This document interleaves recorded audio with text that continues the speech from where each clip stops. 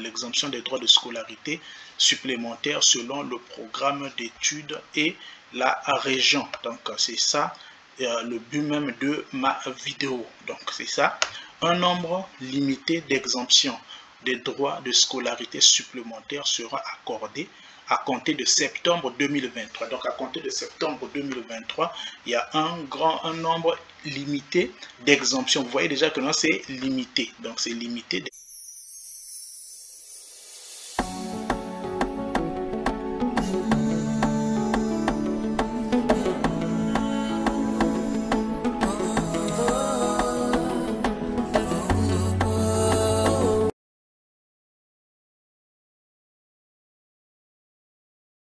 C'est ça l'exemption des droits de scolarité. Donc c'est ça au niveau seulement de la région du Québec. C'est seulement pour Québec. Donc c'est seulement pour la région Québec, la partie française du Canada. Donc c'est sur l'exemption des droits de scolarité. Donc ces droits de scolarité ne seront pas pour tout le monde. Cette exemption-là, pas directement pour tout le monde. Ça sera sous forme de bourse. Ça sera sous forme de bourse. Et ça sera aussi par rapport aux programmes, différents programmes. Ce sera par rapport aux différents programmes, les gens pourront bénéficier à cette exemption-là de bourse, donc de cette exemption-là des droits de scolarité. Donc vous pouvez voir, je pourrais déjà vous citer les universités. Donc vous pouvez, les universités publiques, on a l'Université du Québec en Abitibi, Témiscamingue, et on a l'Université du Québec à Chicoutimi, l'Université Laval, l'Université du Québec en Ottawa, l'Université du Québec à Rimouski, l'Université de Sherbrooke, l'Université du Québec à Trois-Rivières et également les collèges. Donc également les collèges avec plusieurs collèges, les collèges publics et il y a aussi les collèges privés subventionnés. Donc collège, bar, il y a au moins 5 à 6 collèges subventionnés. Donc vous pouvez voir sur l'exemption là. Donc c'est ça. Donc voilà pourquoi je suis ici dans la page de québec.ca éducation. Vous pouvez voir ici, le site est là, donc c'est quelque chose à ne pas cacher. Vous pouvez voir ici, c'est ça. Donc vous voyez près de mon dossier d'aide financière aux études, prêts et bourses pour études à temps plein, prêts pour études à temps plein. Donc c'est ça. Et donc je vais aide aux étudiants. Je vais d'abord rentrer là, comme ça vous pouvez voir comment est-ce que ça sera. Donc vous pouvez voir ici prêt et bourse pour étudiants à temps plein et remboursement d'un prêt pour études à temps plein et temps partiel. Vous pouvez voir mon dossier d'aide aux finances, donc service en ligne, tout ça. Donc c'est ça ce que je vais vous montrer. Donc c'est ça ce que je voulais vous montrer. Ok, ça est là, allocation pour des jeunes, aide financière pour étudiants étrangers. Donc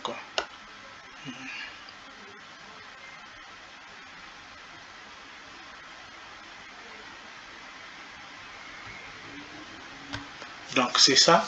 Donc c'est une très bonne chose, c'est vraiment une très bonne destination pour le Québec. Donc je vais pour le Québec, vraiment une très bonne destination si quelqu'un veut aller étudier au Canada. C'est un très bon pays et surtout que ils ont augmenté, ils ont donné cette chance là. Chaque étudiant étranger seront maintenant en mesure, les étudiants seront maintenant en mesure de travailler plein temps. Donc avant c'était vous pouvez travailler que 20 heures selon que vous êtes votre mobile principal, c'est vos études. Donc, vous ne pouvez pas dépasser les 20 heures par semaine et autres. Là, maintenant, les étudiants peuvent travailler plein temps. Donc, toute la semaine, l'étudiant peut travailler et se concentrer aussi avec ses études. C'est une très bonne nouvelle. Donc, c'est ça, la bourse d'excellence du gouvernement du Québec.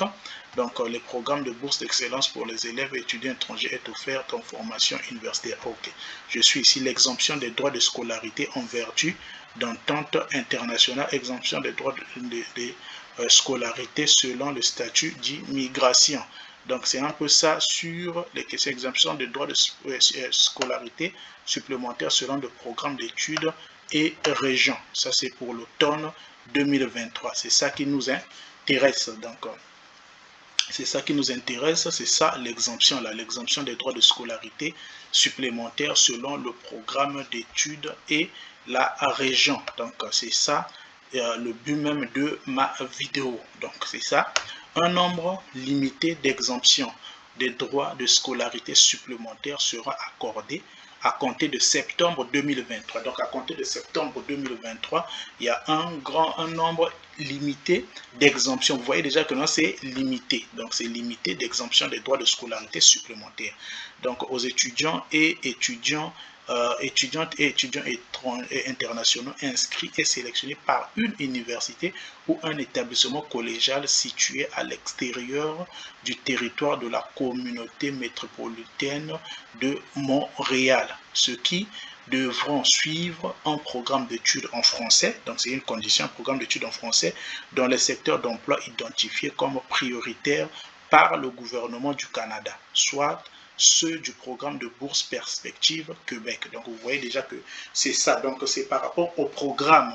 Donc c'est par rapport au programme, c'est là où les Canadiens ont besoin des gens pour le gouvernement du Québec, a besoin des gens pour le travail. Donc c'est par rapport à ça. Donc vous voyez les technologies de l'information, on a le génie, on a la santé et les services sociaux, on a l'éducation, on a les services de garde éducatifs à l'enfance. Donc ça, ce sont ces domaines-là.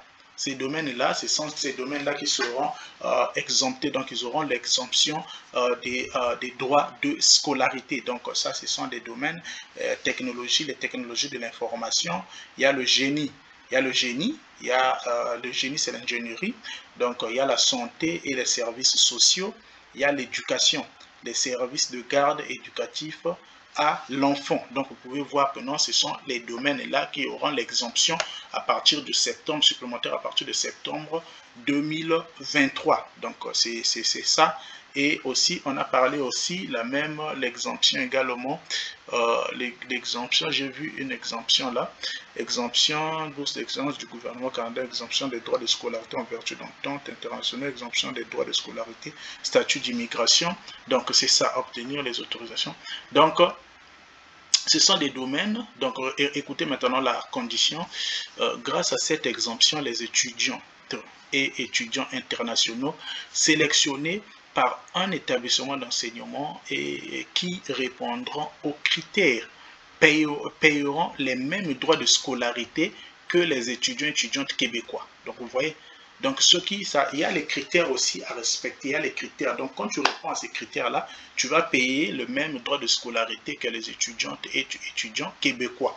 Donc cette mesure prendra effet à la session d'automne 2023. Donc à partir de la session d'automne 2023, cette mesure prendra effet. Donc c'est ça, c'est par rapport à ces domaines ici que je vous ai cités.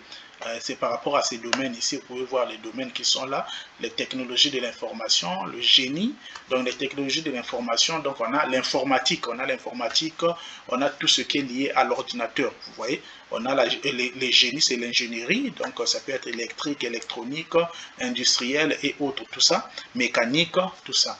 La santé et les services sociaux, et l'éducation. Donc on a l'éducation, on a les services de garde éducatifs à l'enfance. Donc ce sont des domaines privilégiés par rapport au que le gouvernement québécois a besoin des gens dans ces domaines-là.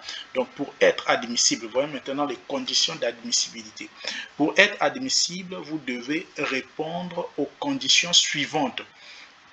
Être une étudiante ou un étudiant international inscrit dans un établissement d'enseignement admissible. Donc ça, c'est la première des choses. Donc, vous devez être inscrit dans un établissement d'enseignement admissible. Donc, je vous ai mis la liste des établissements admissibles. Je vous ai lu ça. Donc, je peux encore commencer déjà. Donc, les établissements admissibles à ce programme-là d'exemption de bourse, on a l'Université du Québec, on a Abitibi, donc on appelle ça UQAT. Témiscamingue, on a l'Université du Québec à Chicoutimi, donc ça c'est UQC, et on a l'Université Laval, on a l'Université du Québec en Outaouais, ça c'est UK.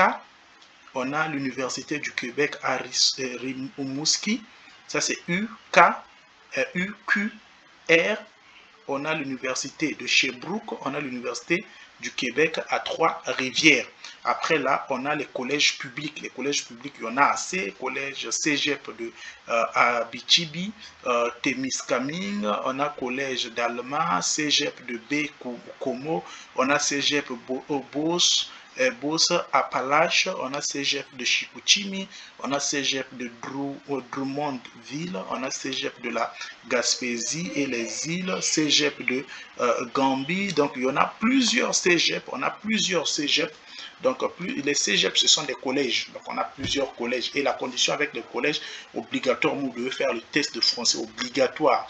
Et aussi à l'université, il y a aussi des tests de français parce qu'ils se disent que non, le français n'est pas votre langue maternelle. Donc c'est la première des choses, c'est d'abord l'admission au niveau de l'école, l'établissement d'enseignement admissible au programme de l'exemption des droits de scolarité. Après, être inscrite ou inscrit à temps plein. Donc ça ne doit pas être à temps partiel, ça doit être à temps plein dans un programme d'études en français déterminé par l'établissement d'enseignement et lié à l'un des domaines identifiés comme prioritaires par le gouvernement du Québec. Donc ça doit être, vous devez être inscrit dans un établissement d'enseignement admissible, vous devez être un étudiant à temps plein dans un programme en français. Le programme doit être en français, la langue d'études français, et déterminé selon donc les domaines qui sont identifiés ici, les domaines que je vous ai cités ici, les technologies de l'information, le génie, la santé et les services sociaux, l'éducation et les services de garde éducatifs à l'enfance. Donc ça, après, on dit vos lieux d'apprentissage, c'est-à-dire campus et de résidence doivent se trouver au Québec. Donc ça c'est la condition primordiale aussi. Donc ça doit se trouver seulement dans la région du Québec et être situé à l'extérieur du territoire de la communauté métropolitaine de Montréal. Donc ça doit être à l'extérieur de Montréal, mais ça doit se trouver au Québec, la région du Québec, mais à l'extérieur de Montréal, la communauté métropolitaine de Montréal durant vos études. Donc vous voyez que c'est ça les conditions, ce sont des conditions d'admissibilité. Ce sont des conditions d'admissibilité et il y a 3 conditions d'admissibilité que vous voyez déjà, je vous cite là.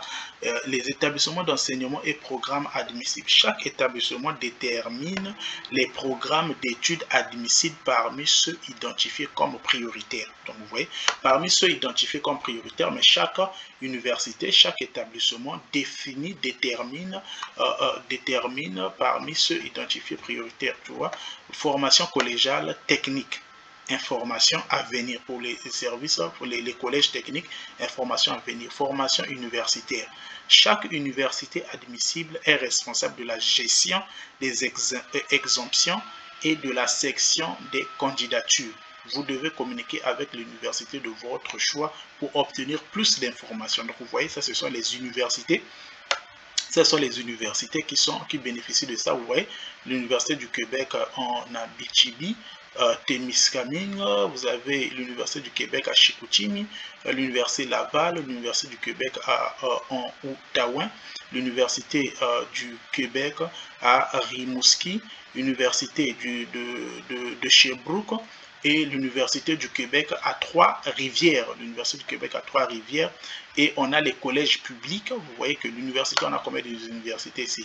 On a 7 universités qui bénéficient de ce programme ici. Et on a ici, plusieurs collèges. Vous voyez les collèges publics. Donc ça, ce sont les collèges publics. Tous ces collèges publics qui bénéficient de cette exemption. Donc vous voyez, tous ces collèges-là, vous pouvez demander votre inscription dans l'une des collèges ici. Ça, ce sont les collèges privés subventionnés. Donc on a 1, 2, 3, 4, 5, 6, 7 collèges subventionnés, donc qui bénéficient aussi de ce programme-là d'exemption des droits de scolarité. Donc vous avez vu, ça ce sont des conditions, les conditions d'admissibilité et les universités ils sont là, les universités sont là. On a 7 universités qui sont là. cette université, plus plusieurs collèges que vous avez ici. Donc, vous pouvez voir vous-même, ça, ce sont des conditions d'admissibilité pour bénéficier à l'exemption, cette exemption des droits de scolarité, l'exemption des droits de scolarité supplémentaires selon le programme d'études et la région. Donc, vous voyez, ça, c'est vraiment une très bonne nouvelle pour le Québec, à partir de septembre 2023. C'est une occasion vraiment pour les étudiants étrangers. Ils ont attendu ça beaucoup pendant plusieurs années. Vous voyez que non, si les Québécois eux-mêmes ils payent $3000, $3000 au Canada, $3000 canadiens pour un programme pour étudier, ça c'est vraiment formidable, c'est vraiment formidable, alors que les programmes c'était à 20 000, 21 000 dollars. Vous voyez déjà 21 000 dollars, toute une formation qui va prendre comme ça par an, et c'est vraiment terrible. Et si vous pouvez bénéficier de 3 000 dollars chaque année, ça c'est vraiment bien, parce que les 3 000 dollars, si vous avez au moins un travail, vous pouvez les payer vous-même, et comme ça, tout ça là, 2 mois de salaire, vous pouvez économiser et payer ça. C'est une très bonne chose, c'est une très bonne chose. Donc pour ceux qui veulent vraiment étudier, c'est l'occasion également, hein, c'est l'occasion. Et nous sommes ouvertes, donc FIG Travel Consulting, donc avec Alben FIG Consulting, Alben FIG Consultancy. Donc on est ouvert à toute procédure d'admissibilité, toute personne qui est intéressée à ces programmes, qui est intéressée à faire l'application. Donc vous pouvez nous contacter, nous voir, nous allons vous aider. Donc c'est ça la vidéo que je vous ai gardée pour aujourd'hui. Donc sinon pas, c'est une très bonne chose. Donc c'est une très bonne chose. Pensez à ces domaines. Voilà, voici les domaines. Donc vous pouvez déjà chercher, calculer par rapport à votre domaine là où vous vous trouvez, et comme ça vous pouvez au moins appliquer avec ces domaines afin de bénéficier avec ces exemptions de droits de scolarité. Je pense aussi l'âge également va compter également, et aussi votre parcours scolaire également au niveau de l'université, ça va compter. Donc merci beaucoup, soutenez toujours FIG Educational Media, votre média de proximité, l'homme qui est là toujours à vous servir avec des bonnes choses comme ça. Merci beaucoup, passez une très bonne journée. Merci.